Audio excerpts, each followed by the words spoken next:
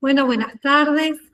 En nombre de la Comisión de Género de FEPUBA, les agradecemos que se hayan sumado a este encuentro en el marco del mes de la erradicación de violencias hacia las mujeres. Hemos pensado en plantearnos una serie de temas que atraviesan las cuestiones de género. Y en esta ocasión nos toca a Alejandra Laboreburg y a mí, Gabriela Irala, a estar en esta charla que va a acercar algunos temas que venimos pensando desde disciplinas tan a veces lejanas, pero que hemos encontrado un montón de puntos de encuentro y de diálogo, y que cada vez que conversamos acerca de cuestiones de género, se hacen largas charlas y aparecen temas nuevos, y otra vez, ¿no? Porque nos consideramos sumamente importante poder tener estos espacios interprofesionales para conversar acerca de lo que nos pasa a nosotras y a nuestras usuarias sobre estas cuestiones de género que nos atraviesan, querramos o no. Bueno, ¿querés empezar vos, Ale? Bueno, gracias Gaby, gracias también a FEPUBA por la invitación en este encuentro, en una temática tan importante y que trasciende todas las profesiones, ¿no? Así que, bueno, voy a comenzar hablando de lo que es la ciberseguridad. Como bien está en la diapositiva, la ciberseguridad no es neutral, y lo que voy a hablar hoy es cómo el género también define nuestra seguridad digital. Si querés, Gaby, pasar a la siguiente.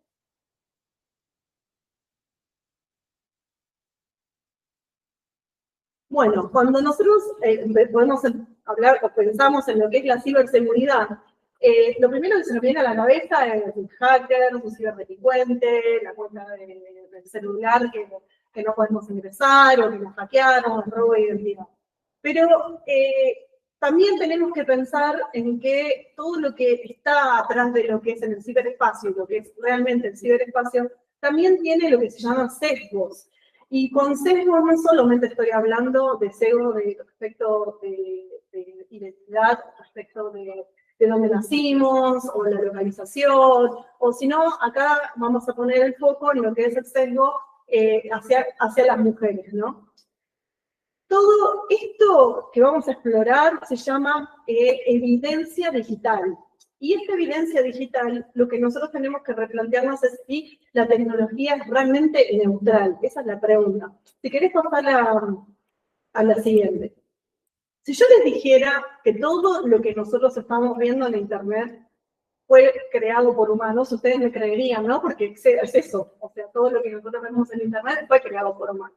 Y si yo les dijera que ese 70% de humanos son hombres los que crean toda la información que está en Internet, ¿me creerían? Bueno, ahí es donde incluimos el tema del sesgo, ¿no? Como bien dice en la diapositiva, el ciberespacio refleja nuestra sociedad, tal cual lo que nosotros vivimos socialmente en la calle, en la escuela, en nuestros trabajos, también pasa digitalmente. Y si esto creado por humanos, el 70% es creado por hombres, esos sesgos se van a replicar, porque hay una violencia instalada, lamentablemente, desde hace siglos hacia las mujeres, y esos sesgos se siguen sosteniendo. Se está trabajando mucho, hay sociedades, hay ONGs, hay, digamos, la Comisión de Género, como estamos en este momento, estamos trabajando para erradicar eso, pero falta mucho todavía, ¿no? Si querés pasar a la siguiente. Y les voy a mostrar un caso reciente. Todos vieron esta noticia en la cual Claudia Sheinbaum, la presidenta mexicana, recientemente electa, fue atacada públicamente en la Ciudad de México en un acto público en el cual un hombre se acercó, intentó dar un beso y la manoseó públicamente, salió en todos los medios de comunicación. Entonces, si esto pasa en la vida real, también pasa en la virtualidad. La única diferencia que tiene de lo real a lo virtual, lamentablemente, es el anonimato.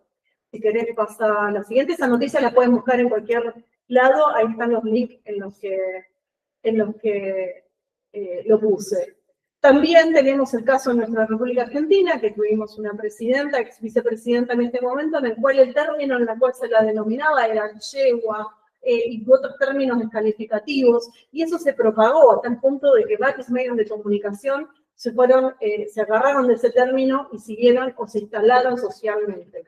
Entonces, tanto en el caso de Claudia Sheinbaum como el de Cristina Kirchner, muestran la evidencia de que en el mundo real en el cual estamos viviendo, también se puede trasladar esos términos a la virtualidad. Poner, si querés, siguiente. Y acá estaba lo que yo les decía, de que la diferencia clave en el ciberespacio es el anonimato, ¿no? El anonimato hace que las personas puedan tener más impunidad al momento de atacar a otras. Se refugian en un anonimato que se cree que es un anonimato real, que después voy a explicar que eso no es tan así, y el impacto que ocurre cuando ocurre un ataque en el ciberespacio es la difusión masiva, o sea, en segundos no solamente se divulgó en el lugar donde pasó, sino que lamentablemente se puede ver en cualquier parte del mundo, como pasó en el caso de la presidenta de México. También, lamentablemente, hay una etapa de permanencia, que eso puede permanecer in eternum en el ciberespacio si no se aplican algún pedido de cautelar mediante un juez para retirar toda la información. Si querés pasar al siguiente. Y con otra cosita que quería aclarar es que en el ciberespacio el agresor no necesita acercarse físicamente a la víctima, ¿no? Con esto del anonimato y tener la posibilidad de acceder a todo el contenido digital, puede que ni siquiera tenga que aplicar ni fuerza física, solamente con tener una conexión a internet alcanza solamente para ejercer esa violencia. Entonces, volver al anterior. Anterior. Ahí. Ahí, esa. Ese. Y como decía al principio, hay un 75%, 80% de hombres que son los que alimentan de información en el ciberespacio. O sea, ¿con qué me refiero con alimentar de información? Es que solamente el 20-25% somos mujeres y estamos trabajando en tecnologías. O sea, somos los que, en el caso mío, en ciberseguridad, somos los que detectamos los ciberdelitos, hacemos un seguimiento de una ciberestafa. Entonces, al no tener equidad de género en todo lo que es la detección temprana de un cibercrimen, un presunto cibercrimen, o vamos a las niñeces, ¿no? Ciberbullying, grooming, al no tener una equidad de género, esto se tiende a repetir lo que vivimos socialmente, ¿no? Lo que venía diciendo recientemente. Acá tenemos mujeres en ciberseguridad, que es un 20-25%, y la brecha de género del 75-80%, les puse las fuentes como para que lo tengan de referencia, son fuentes internacionales como las del Fórum, pues está también la de la OEA, son análisis recientes sobre el porcentaje real que existe hoy en día de las mujeres en tecnologías en general, no estoy hablando solamente de ciberseguridad. Siguiente. ¿Y cuáles son esas formas de violencia que pueden existir en el mundo virtual? Bueno, el doxeo, los jóvenes conocen más estos términos, ¿no? El doxeo es las publicaciones malintencionadas, o sea, doxear directamente malintencionar a la persona, buscar a una persona con un punto y publicar información intencional de esa persona, como el domicilio, o sea, dónde vive, el teléfono, el WhatsApp, algún dato personal propio de la persona. Después tenemos el sex extortion, que eso también es conocido como, principalmente en la farándula, ¿no? Generalmente son a las mujeres las que se los extorsionan con fotos o videos íntimas de publicaciones. Después tenemos el acoso coordinado o la misoginia online, que es en grupo, es un ataque en grupo hacia determinadas personas, es un ataque en masa con comentarios desagradables y aislados, no aislados, perdón, o sea, como campañas organizadas. Esos son los casos más frecuentes. El siguiente. Y acá es donde volvemos, ¿no? Entonces, ¿quién nos están protegiendo de todo esto? Entonces yo voy a decir, no, hay un equipo de ciberseguridad, hay gente que está trabajando para proteger de esto, hay una huella digital que el ciberdelincuente o el acosador o el malintencionado está dejando en el ciberespacio, pero ¿qué pasa si tenemos tan instalada socialmente un comentario como yegua y no se considera un acoso, un insulto o un maltrato digital? Entonces, ahí es donde ponemos el foco en lo que es los sesgos, ¿no? Cómo podemos limitar a través de nuestro pensamiento, de acuerdo a nuestra cultura o a nuestra educación que tuvimos o a nuestro entorno social, cómo podemos limitar si es violencia o no violencia digital. Siguiente. Y acá voy a tocar un punto que es algo que todos podemos poner en práctica, ¿no? ¿Qué pasa con la inteligencia artificial y los sesgos? Acá pasa que la máquina reproduce esa desigualdad también, ¿no? Si yo pongo en internet, en un ChatGPT o DeepSeek o cualquier inteligencia artificial que Gemini o la que ustedes les resulte más práctica utilizar, pongan personas que trabajan en una oficina, automáticamente les va a poner un hombre con corbata, si les realizan un máster. Persona vulnerable con pocas condiciones de higiene y desnutrición, te va a poner un niño desnutrido de África. Eso se llaman sesgos, y eso se replica mucho en todo lo que es la inteligencia artificial.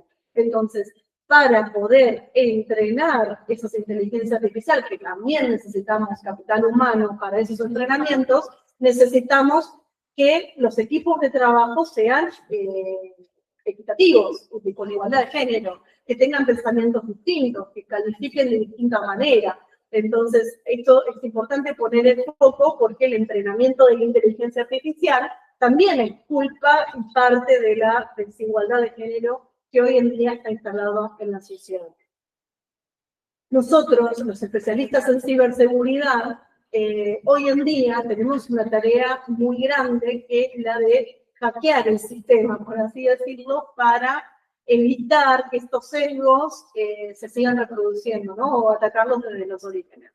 Para eso siempre cuento que, bueno, en el laboratorio de la UTN, en la Regional de La Plata, donde soy docente, estoy coordinando un equipo de especialistas en ciberseguridad y la mayoría son mujeres justamente por esto, ¿no? Para darle la posibilidad y para demostrar también que los equipos equitativos son mucho más intuitivos y mucho más, digamos, equitativos para los trabajos y para la detección de problemáticas, tanto en el ciberataques, los ciberdelincuentes, el ciberbullying, el cibergrooming, es mucho más equitativo para poder detectarlos al tiempo.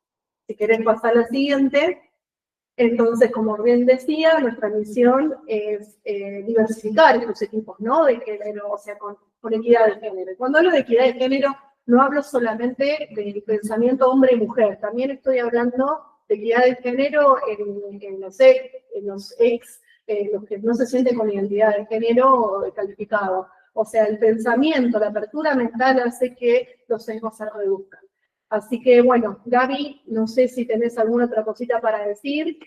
Para mí, crear la inclusión y la diversidad de equipos es fundamental, no solamente en ciberseguridad, sino en todas las profesiones. No sé si quieres comentar alguna otra cosita más. ¿Quieres poner el siguiente? En fin.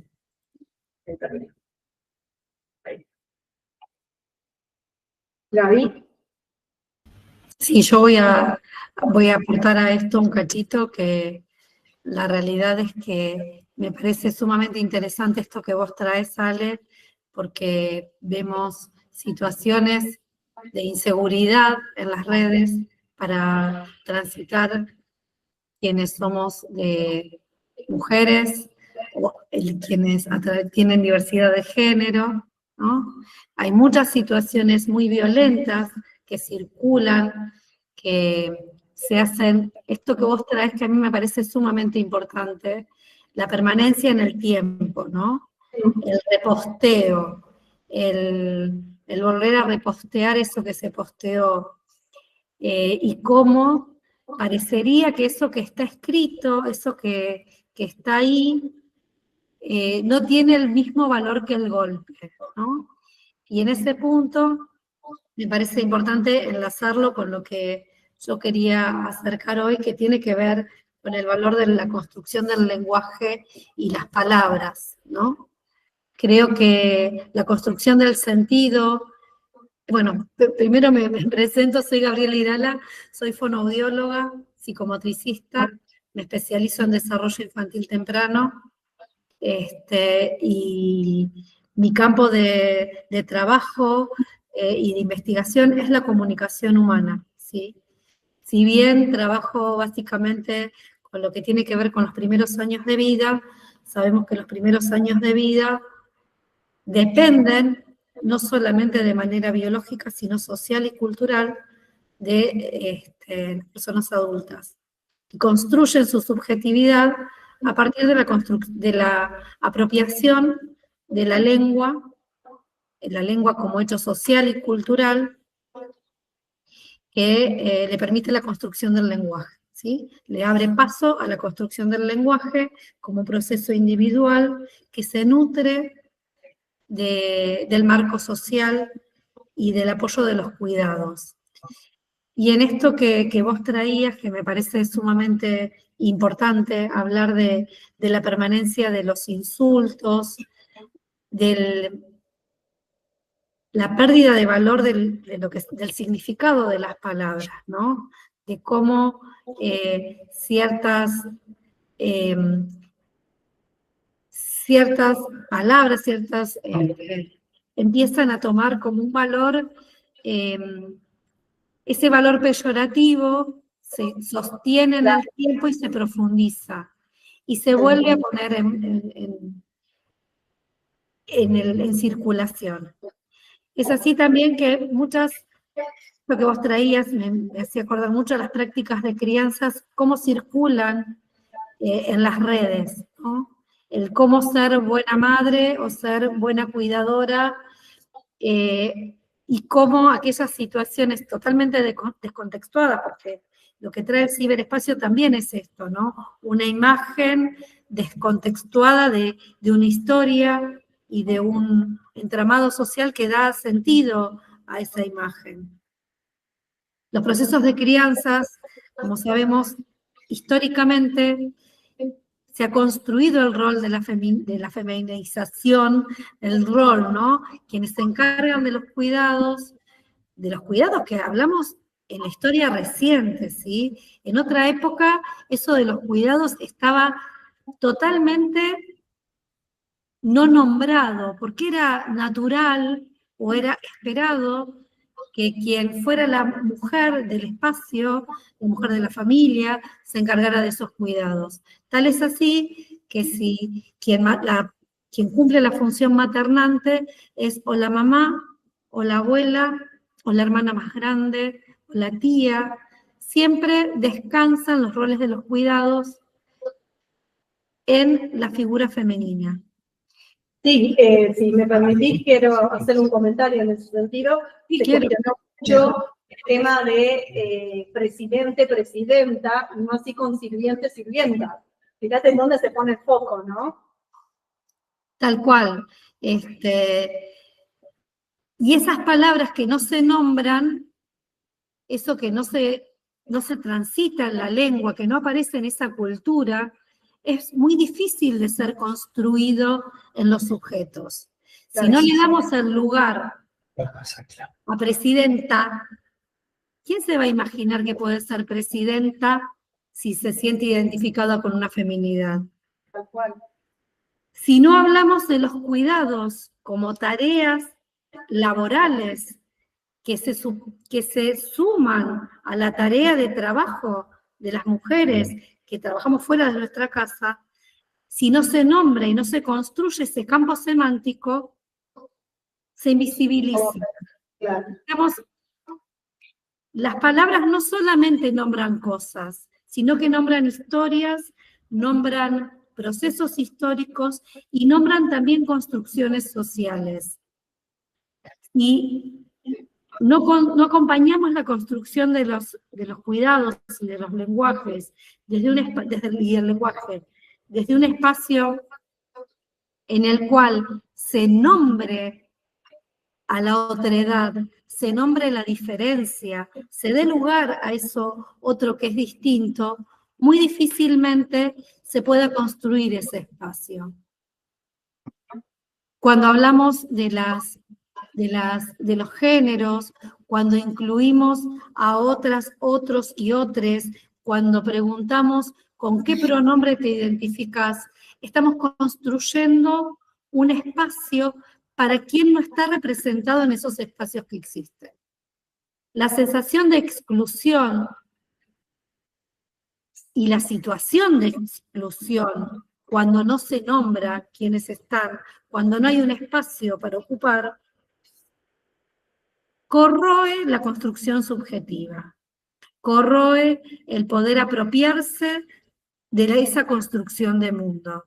Por eso que es sumamente importante que en la medida en que podamos ir construyendo y acompañando a los procesos de construcción subjetiva y del lenguaje con sentidos que tienen que ver con la inclusión y sobre todo la diversidad.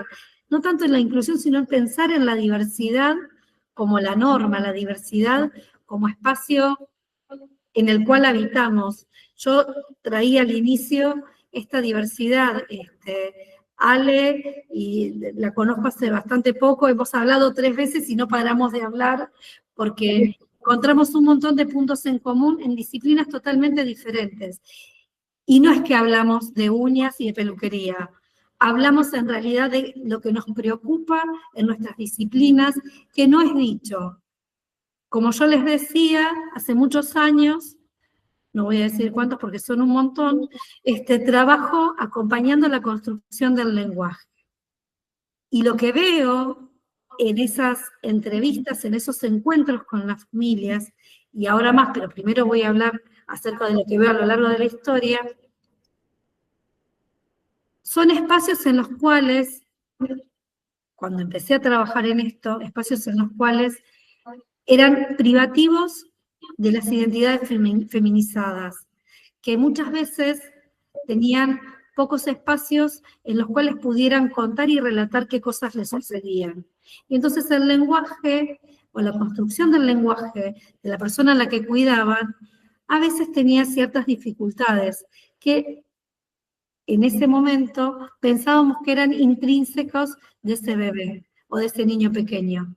Cuando empezamos a pensar el marco social y todo lo que influye en la construcción del lenguaje, nos empezamos a dar cuenta que quizás es el marco social el que influye fuertemente en este proceso, que no es solo apropiarse de una lengua que no tiene movimiento, sino que es esa construcción del lenguaje con el otro, con la otra, con la persona que da sentido, con quien dona la lengua materna, ¿no? Que decimos la lengua materna, que es la madre quien dona y quien presta esas palabras para la construcción de sentido, para la construcción del mundo. Porque está pensado socialmente e históricamente como un lugar privativo de la mujer y de las identidades feminizadas. La posibilidad de abrir y de construir espacios colectivos para los procesos de crianzas no es algo novedoso, ha sucedido a lo largo de la historia. Si nos ponemos a pensar los espacios en los cuales las mujeres lavaban la ropa a principios del siglo pasado, en espacios colectivos de limpieza, de crianza, de participación, cómo se construían esas familias, esos grupos familiares para acompañar la comida, la educación, lugares en los cuales las mujeres y las identidades feminizadas estaban acompañadas y construían redes, a veces alguien era quien cuidaba, y otra era quien cocinaba, y otra era quien hacía, ¿no? Estaban como divididas socialmente las diferentes tareas asignadas a la mujer. La ciencia avanzó un montón, y lo que hizo fue ir construyendo tecnología, creando elementos que facilitaran las prácticas de limpieza, de orden, ¿no? Qué sé yo, apareció el lavarropas a domicilio, el agua potable en la casa, ¿no? Una serie de cosas que hicieron que esas comunidades o esas familias grupales donde participaban las feminidades cuidando, fueran dando espacio a familias más pequeñas, no familias extendidas, sino quien cuida y sus hijos en una casa, sin participación con el vecino, espacios de cuidado que fueron relegando a las identidades feminizadas que se encargaban de los cuidados al mundo pequeño del hogar, creando no solo, quizás facilidad en realizar ciertas tareas, el lavarropas automático, por ejemplo, o la posibilidad de cocinar dentro de la casa y no cocinar con leña y todas esas cosas, fueron facilitando en un punto el trabajo femenino, pero sobre todo el trabajo masculino, asignado para los varones, ¿no? Y es a lo largo de la historia en la cual se va construyendo que esos cuidados sean intrahogar y que todo lo que fuera por fuera quedara enlazado al rol masculino. Pero en ese punto, al quedar los cuidados asignados solo para las mujeres, solo para las identidades feminizadas, con el avance del capitalismo y la salida laboral de las mujeres, multiplicó las responsabilidades en las tareas de cuidado y llevó a que esos cuidados colectivos fueran extrafamiliares, fueran por fuera de la familia, en ámbitos colectivos, pero en los cuales quienes se encargan de esos cuidados tienen sueldos escasos. Vemos las cuidadoras de muchos centros de desarrollo infantil o cuidadoras menos calificadas que trabajan acompañando esos procesos de crianzas. Que lo que hacen es que esa construcción de mundo, esa construcción de identidad, se vea siempre atravesada por la mujer. Lo importante en este punto es dar cuenta de que los cuidados, cuando son construidos en espacios corresponsables, en los cuales no solamente decae la presión y el estrés sobre la identidad feminizada, sino que hay una corresponsabilidad, no solo en el realizar la tarea, no solamente en llevar a las niñas y niños a las guarderías, o a los jardines maternales, o a los espacios de cuidado variados, o al médico, o lo que sea, o estar atentos al cambio de pañales, o a la alimentación, a las prácticas de alimentación y todo eso, sino que también puedan tener espacios de planificación. En este último tiempo se ha visto la cantidad de actividades, se ponen en foco la cantidad de actividades que realiza ese multitasking famoso que tenemos de las identidades feminizadas, que en realidad no es un multitasking, es un cambio de foco constante que tenemos quienes cuidamos cuando estamos en el trabajo y suena el teléfono y nos dicen que tu hijo o tu hija está descompuesto, o te acordás que tenés que comprar la cartulina, o tenés que llevar, tenés una semana para llevarlo al médico, o tenés que presentar algo en la escuela, o te llaman para una reunión, se va multiplicando la cantidad o si hiciste la compra de las verduras para, ¿no? Todo eso, y sobre todo, después, como correlato aparece en esos espacios de cuidado el reclamo a quien cuida a esta persona, este bebé, esta nena, este nene, no realiza todo lo que tiene que realizar. no le habla lo que le tiene que hablar, no juega lo que tiene que jugar, no le da de comer brócoli como me le dijo el médico, o se olvidó de comprarle, le dio un chocolate en vez de darle una banana. Todo el tiempo se juzga ese espacio y por eso es sumamente necesario que esas situaciones de estrés y de multitasking y de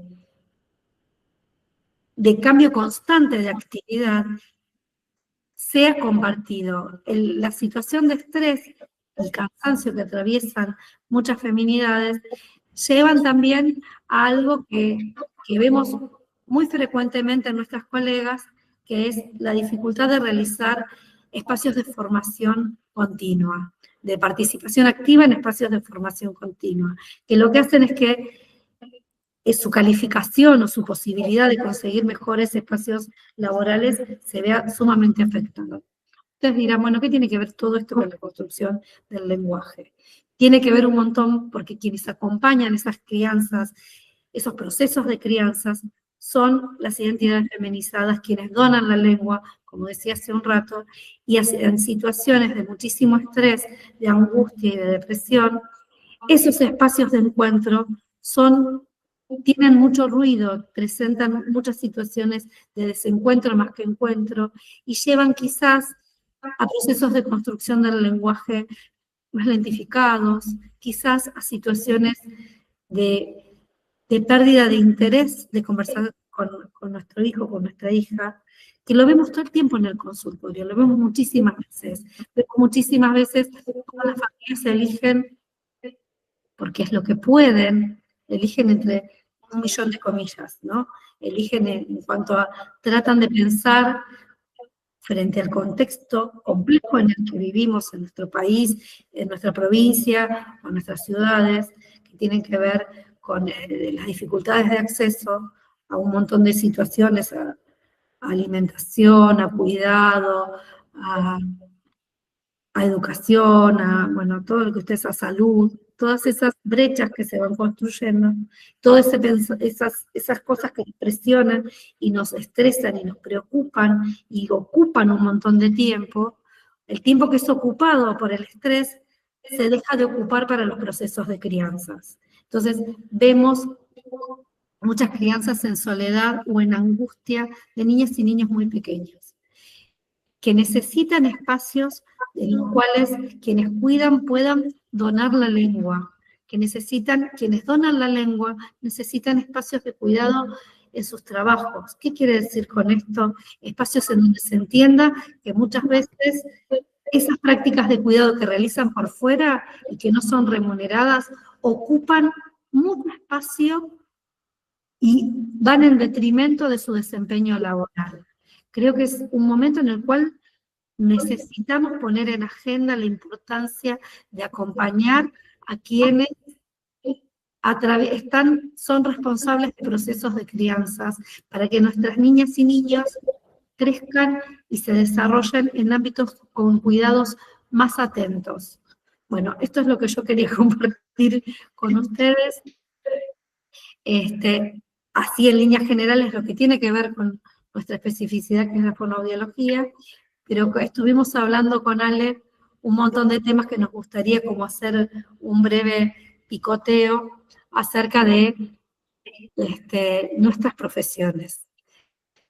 Bueno, Ale. Sí, ahí prestamos atención a todo lo que vos dijiste, que es tan cierto, ¿no? Y en todo eso hay que sumarle también las profesiones, ¿no? Porque aparte de todo eso que vos decís, de la construcción del lenguaje y la profesión, que también esperan, siempre es como que siempre se está esperando que la mujer cuide dentro de la profesión. Y acá estamos hablando de un liderazgo, de una jefa o una directora o algo, y no tiene ese nivel de cuidado que por ahí el otro está esperando que tenga. Hay una profesión en el medio, ¿no? ¿Qué pensás vos de eso? Sí. Escuché con mucho ruido, me decís de nuevo porque pasó justo algo. Ay, perdón. No, que estaba hablando del tema de esto de la profesión también que se suma en las mujeres y que disputan la profesión, también como se traslada esto del cuidado a la profesión, ¿no?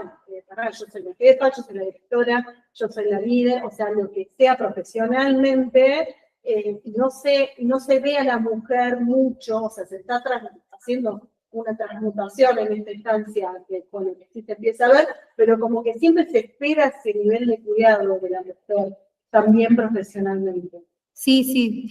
Y esto también tiene que ver quizá con esto que hablábamos el otro día acerca de en la disciplina que yo trabajo, en fonoaudiología, en la cual me formo, me sigo formando y me formé hace tiempo, en su mayoría somos mujeres. Cuando digo en su mayoría no es un 51% o un 49%, sino que somos más del 99% de mujeres, que es, o identidades feminizadas si se quiere, que desempeñamos la fonoaudiología y muchas disciplinas que tenemos que ver con el cuidado, tienen mayormente mujeres que realizan esa formación. El otro día... Claro, sin embargo somos colegio de fonoaudiólogos. Y el médico o la médica o la pediatra, porque siempre es la pediatra, porque en general es la pediatra, porque quien trabaja con las infancias suele ser la pediatra, deriva a el fonoaudiólogo. Y muchas veces cuando las familias llegan a consulta, me dicen, vengo al fonoaudiólogo. No, hay una fonoaudióloga, bueno, somos varias fonoaudiólogas acá, hay una fonoaudióloga que soy yo, fonoaudiólogo no tenemos, ¿no? Y entonces, bueno, sí, fonoaudiólogo, como si fuera exactamente lo mismo. Y en realidad, el poder construir esa palabra que es fonoaudióloga permite que sea habitado por las mujeres, ¿no? O si no, suele suceder que llega un varón que estudia que es fonoaudiólogo, y ya es, bueno, ahora ya somos todos fonoaudiólogos, porque llegó un varón y es fonoaudiólogo, ¿no? Y altera la... Y en tu profesión, que también se le dice fonoaudiólogo y son la mayoría mujeres, en mi profesión, sí, está perfectamente instalado ingenieros y somos también mujeres, o sea, también lo podemos hacer. Y está muy instalado la profesión, vamos a hablar con el ingeniero o con el arquitecto, o es muy difícil todavía instalar la palabra socialmente. Y en ciberseguridad, eso que vos decís también, o sea, es como que, bueno, hay una especialista mujer en ciberseguridad, y es como, mirá, la especialista en ciberseguridad. No tiene que ser así, o sea, hay especialistas, hombres, mujeres, somos buenos especialistas que nos dedicamos, que estudiamos un montón para estar acá, y bueno, en mi caso, formar especialistas, pero no debería ser sesgado eso. Y sin embargo está muy instalado.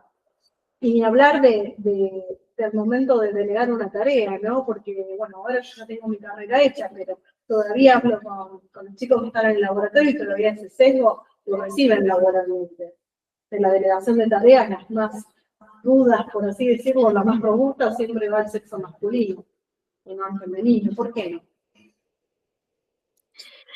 Yo creo que es un comentario, o sea, no es tampoco levantar, porque también ahí hay, a ver, también está y nos ponemos a pensar, y dice, bueno, entonces también anda a levantar una bolsa de cemento, no, pará, mi cuerpo no está preparado físicamente para eso, no estoy hablando de ese tipo de equidad, porque hay una formación del cuerpo que es distinta a la del otro, entonces... Sí, por suerte existen máquinas que levantan las bolsas de cemento, ¿no? Que no hay que hacer tanta fuerza, hay cosas que tienen ruedas y que trasladan objetos, ¿no? Digo, me parece que el poder pensar en las disciplinas y en los espacios de trabajo,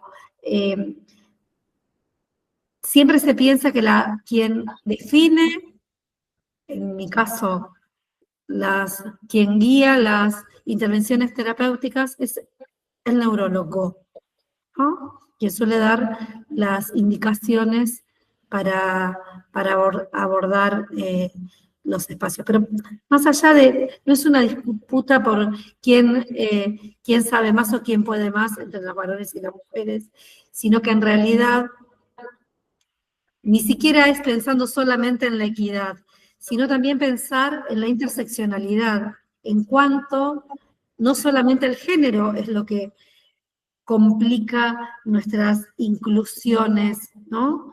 Sino que también tiene que ver con nuestros trabajos en espacios. Vos hablabas que sos docente, yo también soy docente, nuestros espacios de trabajo, la remuneración, la posibilidad de acceso, el vivir en ciudades extremadamente con muchas ofertas y con dificultades de acceso por mucha parte de la población. Digo, se van armando y construyendo distintos obstáculos para el acceso a poder desempeñar nuestra profesión, a poder construir espacios de formación profundo por lo que sucede en nuestro contexto. La posibilidad de acceder a intervenciones terapéuticas, a intervenciones de acompañamiento para las familias, en espacios de rehabilitación o de cuidado, suele estar vedada en muchas de las ciudades grandes. Bueno, hemos visto ahora al acceso de esta persona en Nueva York, que va a ser fue elegido recientemente, en cómo pone las prácticas de cuidado en un lugar sumamente importante dentro del marco de lo social.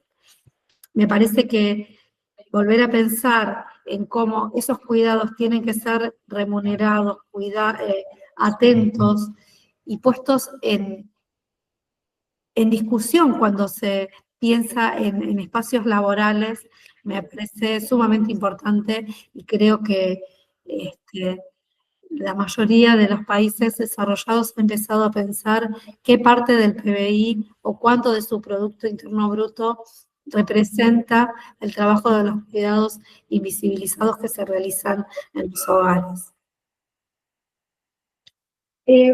Voy a preguntar, no sé si alguien acá tenemos gente acá presente que tiene ganas de hacer alguna pregunta respecto a lo que hablamos con Gaby. Y si no, en el chat. Vayan pensando.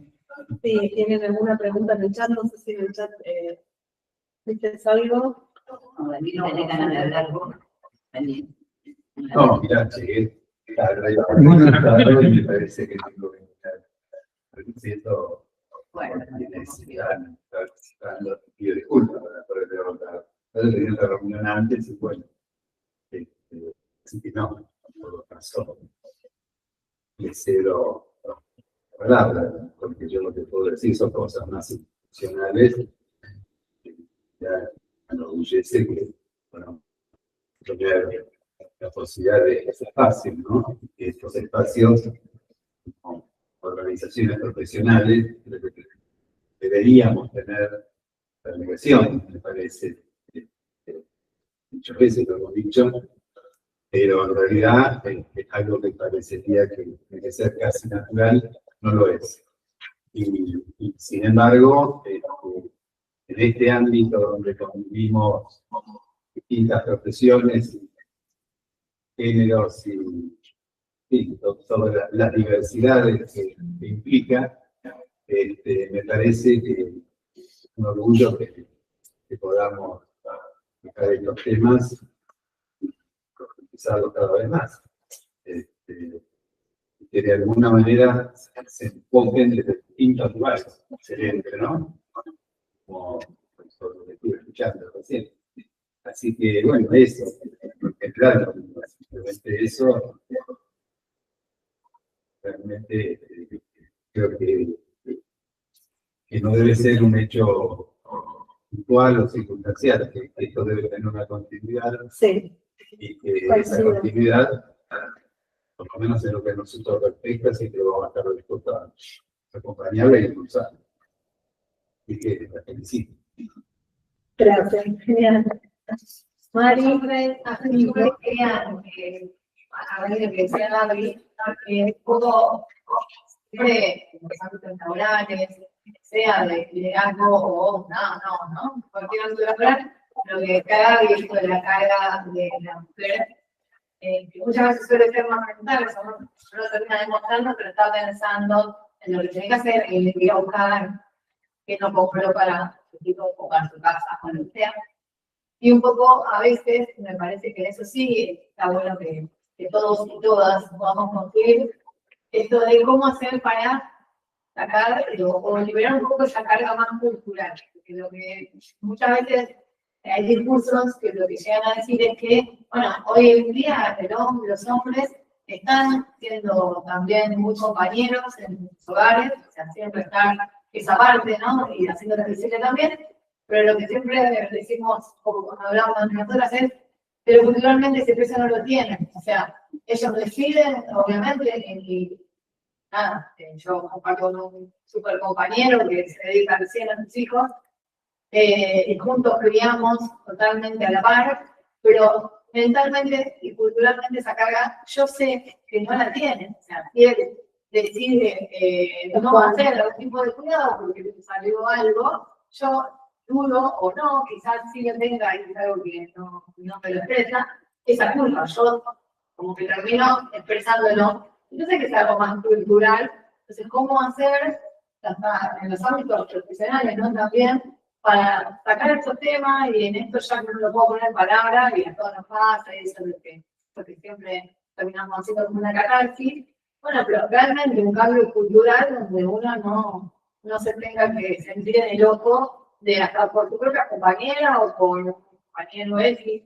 Pero yo creo que ahí está la diferencia donde muchas veces se escucha, pero si los varones están mucho más presentes y la verdad que sí, yo con eso no, la verdad que me parece que con todos y todas las hay que hacer sus transformaciones, pero también desde ese lado, ¿no? Entender que a lo que a nosotros nos pasa es una carga más cultural también, y así todas las que no tenemos que compartimos estos cuidados, realmente obviamente la realidad. Entonces, yo creo que es algo mucho más de raíz y a trabajar lo cultural que lo que se viene haciendo, y bueno, nada, sí.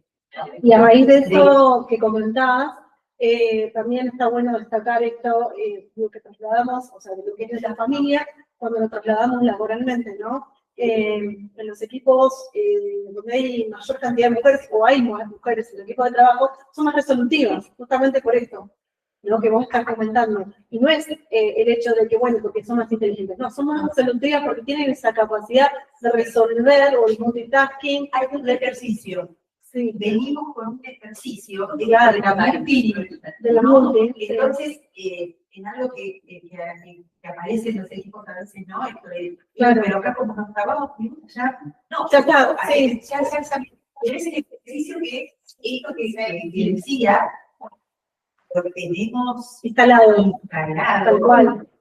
Y me parece importante esto que decís, Claudia, que vos usás la palabra ejercicio, y me parece sumamente importante porque no es algo natural, no es algo que está dado porque somos XX, ¿no? No viene en el cromosoma impreso, sino que es algo que se ha construido socialmente a lo largo del tiempo, algo que se sostiene por la lengua a lo largo del tiempo, y que hace que detentemos esos roles a lo largo del tiempo, ¿no? Me parece que poder borrarle eso que está impreso porque somos XX y no somos XY, hace que permita que haya cierta movilidad y flexibilidad. Entender que eso de lo que yo me acuerdo que me arrogué muchísimos años cuando dijeron que las mujeres éramos multitasking. Entonces yo me sentía re bárbara porque era multitasking y hacía 30 cosas a la vez.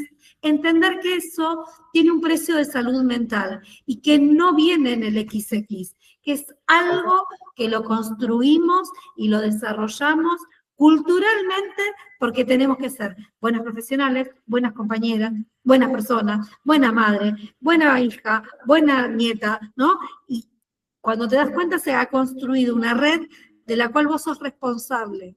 Y si sucede que faltas por alguna situación, se complica, no sé, alguien va a la escuela sin mochila, el otro no puede entrar a la oficina, ¿no? Como que se va armando todo un mundo que es mentira que somos multitasking. Nos imponemos una agenda imposible de cumplir en los tiempos reales y en el día real. Tenemos la obligación de resolver. Y tenemos la obligación de resolver.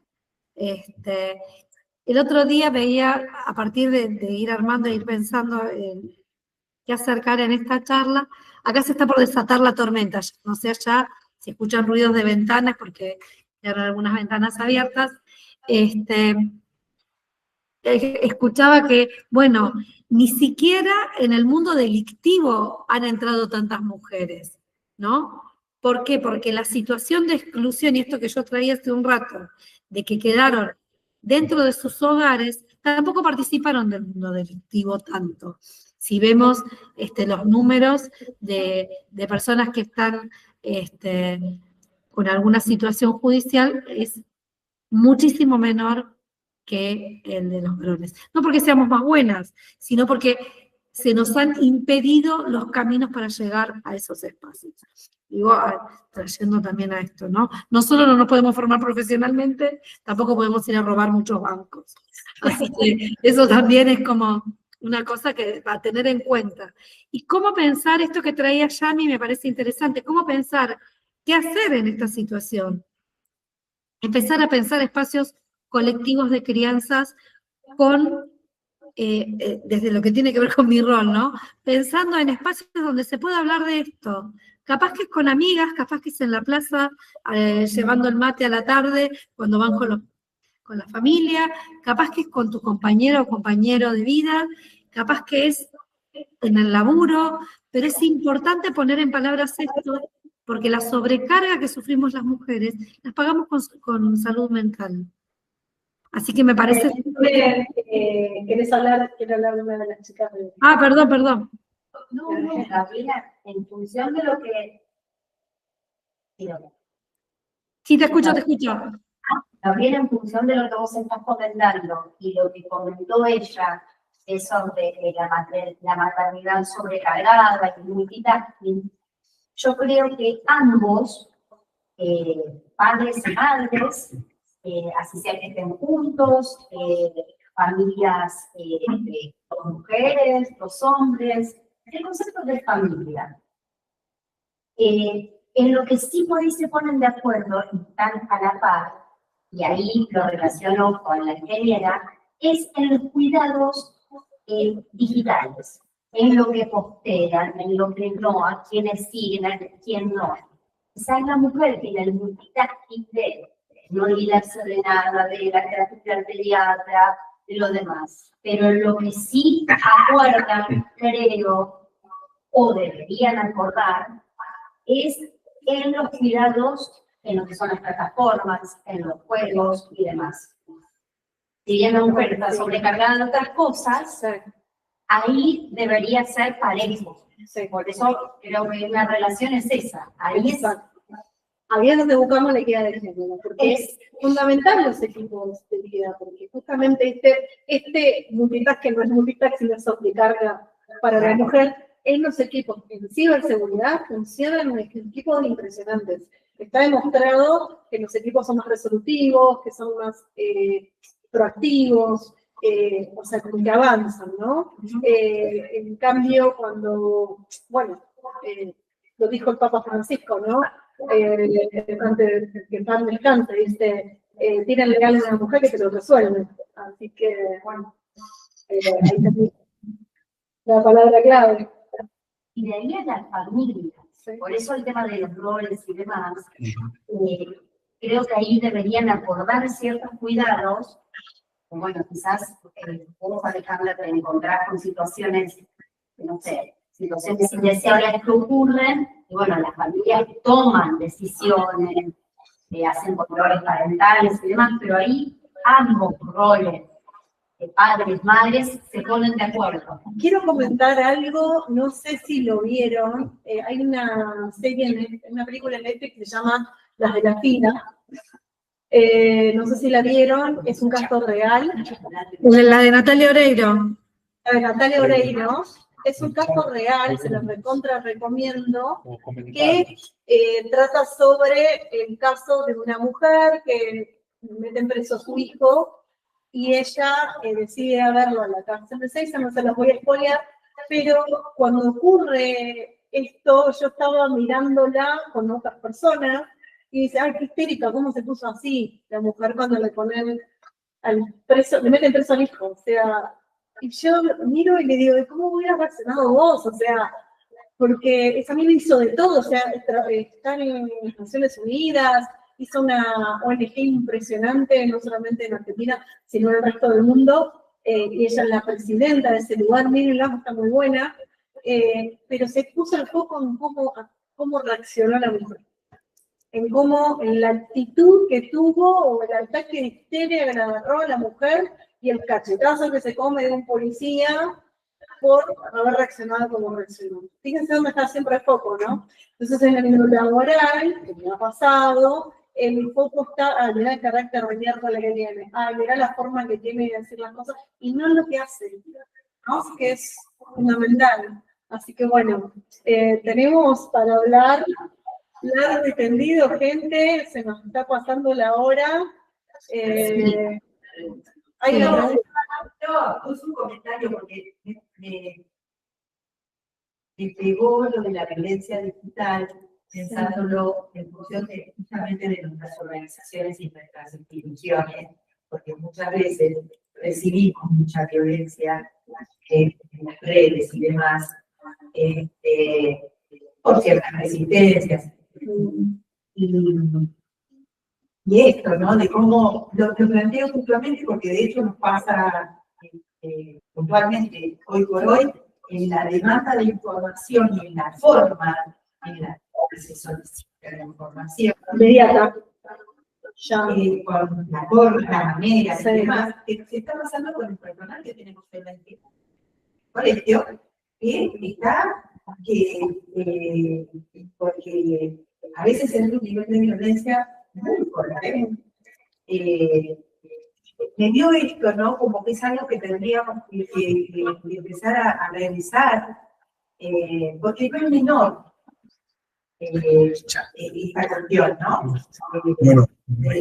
Estamos en el ámbito profesional, son profesionales y están siendo violentos con el personal de la organización que está haciendo su trabajo.